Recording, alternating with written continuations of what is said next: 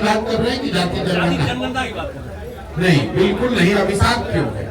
किसी भी पहली बात कि बिहार में जो काम हुआ जातियों की संख्या को गिनने का, वो जनगणना नहीं है, वो सर्वे है।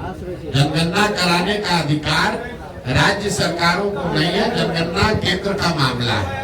लेकिन उसको आप सर्वे कहिए या जनगणना कहिए, जो सर्वे यहाँ आया उससे कोई दिक्कत नहीं है। सर्वे में तो वही बात निकल के आई जो सब लोग कह रहे हैं कि समाज का एक बड़ा वर्ग जिसके नाम पर पिछले 30-35 साल में राजनीति की गई, जिनके वोट से लोग सत्ता में बैठे, उनकी स्थिति, उनके बच्चों की स्थिति जो आज से 30 वर्ष पहले थी कमोबेश वही है। जातीय जनगणना सर्वे का जो राजनीतिक फायदा उठाने की लोग कोशिश कर रहे थे, पिछले 1 साल से हम कह रहे हैं इसका कोई राजनीतिक फायदा नहीं हो सकता है। और उसका परिणाम ये है, आप देख लीजिए कि जातिगत जनगणना और सर्वे को देशव्यापी मुद्दा बनाकर भाजपा से लड़ने का दावा करने वाले नीतीश कुमार खुद ही अपना दल छोड़कर भाग गए भाजपा की शरण में।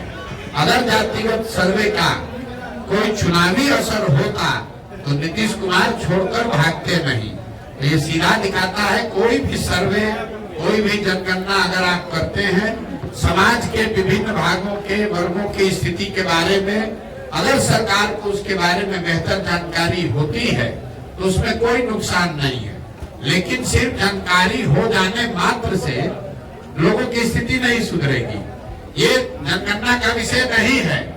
पूरे देश को मालूम है कि बिहार देश का सबसे गरीब राज्य है। ये जानकारी तो सरकार के पास है, तो उसे का यहाँ गरीबी खत्म हो गई। पूरे देश को मालूम है कि बिहार सबसे अशिक्षित और बेरोजगार राज्य है, तो क्या यहाँ उससे शिक्षा की स्थिति सुधर गई? ये तो ऐसे हुआ कि आप पुस्तकालय में, लाइब्रेरी में जाइएगा, आपको सारे किताब रखे हुए, उससे आप ज्ञानी थोड़े ना हो जाइएगा। आपको सही किताब पढ़ना भी पड़ेगा। तो जनगणना से जो स्थिति निकल के आई उससे स्पष्ट है कि बिहार में गरीबी, अशिक्षा, भ्रष्टाचार, भुखमरी बहुत बड़े पैमाने पर है।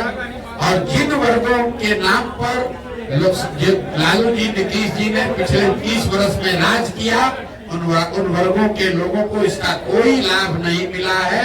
ये बात पहले उनके विरोधी कहते थे। जनगणना कराकर नीतीश कुमार, लालू यादव ने वो कीचड़ अपने आप अपने मुंह पर लपेट लिया। ये स्वीकार कर लिया कि जिन वर्गों के प्रतिनिधित्व की, आवाज की, एम्पावरमेंट की बात कर रहे थे, उन वर्गों को पिछले 30-35 साल में कोई लाभ नहीं मिला। ये जो कहा जा रहा है कि सत्ता में जो लोग बैठे हैं, तो भाई ये बताइए कि अगर जो समाज में अति पिछड़ा है, जो वंचित है, जो मुसलमान है, दलित है, महादलित है, अगर उसको लाभ नहीं मिला तो उसके लाभ का हकमारी किसने किया? जो लोग सत्ता में बैठे हैं उन्होंने तो किया। तो सत्ता में 32 साल से बैठा कौन है? लालू और नीतीश। तो अगर हकमारी हुई तो सबसे बड़ी हकमारी लालू और नीतीश ने की है। इनको किसने रोका है? आज अभी सरकार में थे लालू नीतीश, साथ में किसी अल्पसंख्यक को गृह मंत्री बना देते, उप मुख्यमंत्री बना देते। तो जब सरकार बनी तो मुसलमानों के वोट से आरजेडी जो अपनी राजनीति करती है, उन्होंने मुसलमानों को एक भी विभाग नहीं दिया।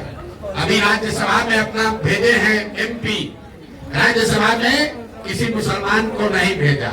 मुसलमानों को भाजपा का डर दिखाकर वोट लिया, लेकिन उनको प्रतिनिधित्व नहीं दी, भागीदारी नहीं दी। तो किसने भागमारी की? भाई प्रशांत किशोर तो है नहीं, कांग्रेस तो वहाँ है नहीं, सत्ता में है आरजेडी, और मुसलमानों ने वोट दिया है आरजेडी को। और उसके बावजूद अगर आरजेडी आपको हक नहीं दे रही है तो आपका हकमारी वही कर रही है। यही हाल नीतीश कुमार ने किया। 15 साल से अति पिछड़ा, दलित, महादलित का वोट लिया, लेकिन कितने अति पिछड़ों को कोई विभाग दिया? कितने अति पिछड़ों को सामाजिक राजनीतिक जगह दी? अपने विभाग में, अपने मंत्रिमंडल में कितने महादलित को जगह दिया है? आप जरा देख लीजिए, उनके अगल बगल बैठने वाले जो लोग हैं वो किस समाज के लोग हैं? वो कितने अति पिछड़ों को बगल में बैठा है? यहाँ का गृह मंत्रालय, यहाँ का वित्त मंत्रालय, यहाँ का ग्रामीण विकास, जल संसाधन, पथ निर्माण, ग्रामीण कार्य, ये जितने बड़े विभाग हैं इसमें कोई अति पिछड़ा, कोई मुसलमान नहीं है। और इसी अति पिछड़ा और मुसलमान के नाम पर 30 वर्ष से ये लोग राज कर रहे हैं दोनों लोग। तो जब ये जो सर्वे हुआ, ये सर्वे करके जैसे विनाश काले विपरीत बुद्धि, ज्यादा चालाक बनिएगा तो यही होगा। ऊपर वाले ने आप ही के हाथ से ये स्वीकार करा दिया, प्रमाण दे दिया कि जिस 30 साल से मुसलमानों के, अति पिछड़ों के, महादलित के, वंचित के नाम पर आपने वोट किया, उनको आपने कोई हक नहीं दिया। उनकी आर्थिक, सामाजिक, शैक्षणिक स्थिति जैसे 30 साल पहले थी वही आज बनी हुई है।